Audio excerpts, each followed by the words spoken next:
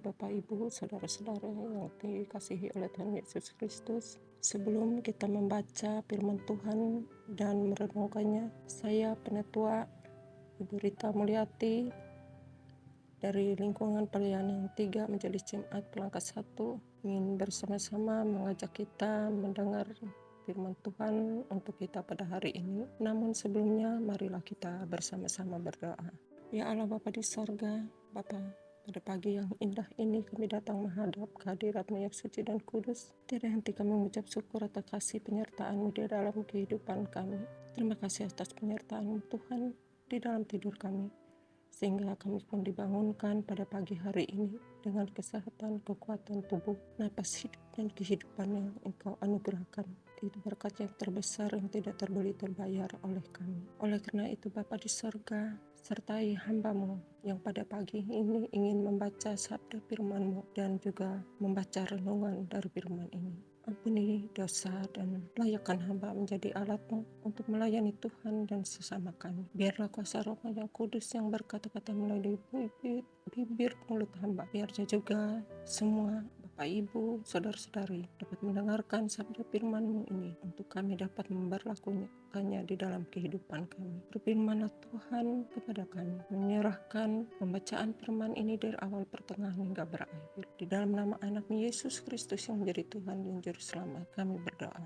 Pembacaan firman Tuhan untuk kita pada hari ini terambil dari kitab Perjanjian Lama Ulangan pasal 7 ayatnya yang pertama hingga yang ke-11 dengan perikop sikap terhadap penduduk tanah Kanaan yang demikian bunyinya. Apabila Tuhan Allahmu telah membawa engkau ke dalam negeri kemana engkau masuk dan mendudukinya, Ia telah menghalau banyak bangsa dari depanmu, yakni orang Het, orang Girgasi, orang Amori, orang Kanaan, orang Peris, orang Hewi, dan orang Yebus, 7 bangsa yang lebih banyak dan lebih kuat daripadamu. Dan Tuhan Allahmu telah menyerahkan mereka kepadamu, sehingga engkau memukul mereka kalah. Maka haruslah kamu menumpas mereka sama sekali. Janganlah engkau mengadakan perjanjian dengan mereka, dan janganlah engkau mengasihi mereka. Janganlah juga engkau mengawin dengan mereka. Anakmu perempuan janganlah kau berikan kepada anak laki-laki mereka, atau anak perempuan mereka jangan kau ambil bagi anakmu laki-laki, sebab mereka akan membuat anakmu laki-laki menyimpang daripadaku,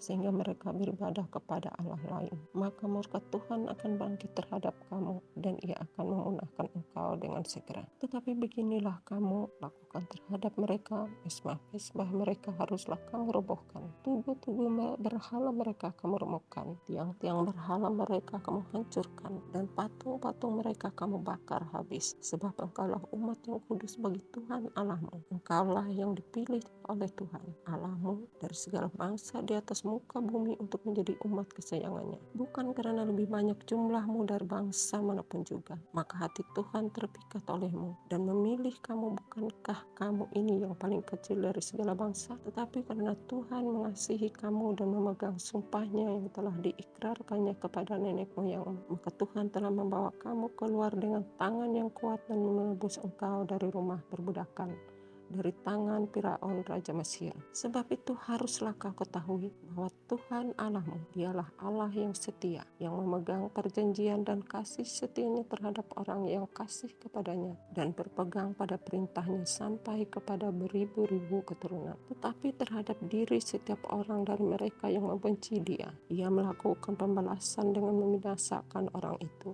Ia tidak bertangguh terhadap orang yang membenci Dia. Ia langsung mengadakan pembalasan terhadap orang itu. Jadi berpeganglah pada perintah, yakni ketetapan dan peraturan yang kusampaikan kepadamu pada hari ini untuk dilakukan. Demikian jauh pembacaan firman Tuhan. Amin. Selanjutnya mari kita bersama-sama mendengarkan renungan dengan perikop tidak kompromi. Saudara-saudara yang dikasihi Tuhan Yesus Kristus, proses perjalanan bangsa Israel menuju tanah perjanjian bukanlah satu-satunya kendala di mata Musa dan Yosua. Karena lambat laun bangsa ini akan sampai. Kendala berikutnya kemudian yang perlu diatasi adalah bahwa mereka akan bertemu dengan orang-orang yang sudah menetap di tanah Kanaan. Ingat, selama 430 tahun mereka telah meninggalkan Kanaan dan baru kembali sekarang, dan sudah tentu keadaan tanah ini tidak kosong lagi. Nas kita hari ini mencatat bagaimana 7 bangsa yang merantau dan menetap di tanah Kanaan. Mereka adalah bangsa Het, Girgasi, Amori, Kanaan, Peris, Hewi, dan Yebus. Secara hitung-hitungan, ketujuh bangsa ini jauh lebih kuat baik dari segi kebijakan luar negeri, militer, administrasi, keuangan, dan struktur masyarakatnya. Ayat 1, namun ketujuh bangsa ini akan dikalahkan. Mereka akan mudah dipukul dan ditumpas, bahkan mengadakan perjanjian pun dilarang, karena Israel hanya mengadakan perjanjian dengan Tuhan Allah. Bandingkan ayat 2, 8, 9, dan 10. Larangan berikutnya tidak mengizinkan pernikahan dengan keluarga-keluarga dari ketujuh bangsa itu. Ayat 3 dan yang 4. Demikian juga terhadap ritual keagamaan ketujuh bangsa ini harus dilenyapkan. Ayat 5. Mengapa orang Israel dilarang kompromi dengan ketujuh bangsa ini? Sebab Tuhan sedang menghukum ketujuh bangsa yang menempati tanah Kanaan, tanah perjanjian Tuhan Allah dengan Abraham, Ishak, dan Yakub. Sebab selama 430 tahun lamanya mereka bukannya beribadah kepada Allah Abraham, Ishak, dan Yakub, namun tetap nyaman dengan sesembahannya masing-masing.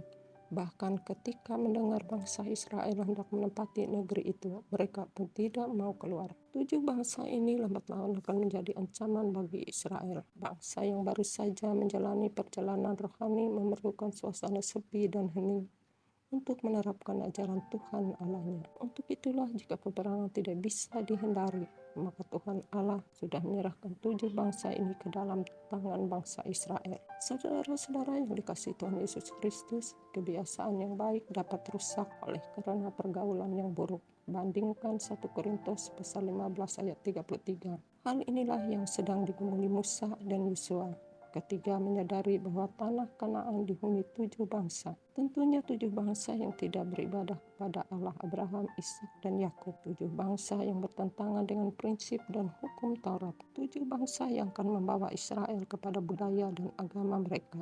Untuk itu tidak ada kompromi. Inilah sikap resmi Israel terhadap penduduk tanah Kanaan. Saudara-saudara yang dikasihi Tuhan Yesus Kristus, kadang kita juga harus tegas. Tidak ada kompromi terhadap sesuatu yang dapat mendatangkan kecelakaan. Bukan berarti kita tidak mengasihi, namun sikap kita jelas. Hal-hal yang bertentangan dengan firman Tuhan layak tidak mendapat tempat di hati dan hidup. Sebab jika kita sendiri kompromi dengan kejahatan, bagaimana dunia ini dapat melihat karya Tuhan dalam diri kita? Amin. Mari kita berdoa. Tuhan Bapa di sorga, tiada hentinya kami mengucap syukur Tuhan atas kasih penyertaan-Mu sebagai mana kami ada pada saat ini.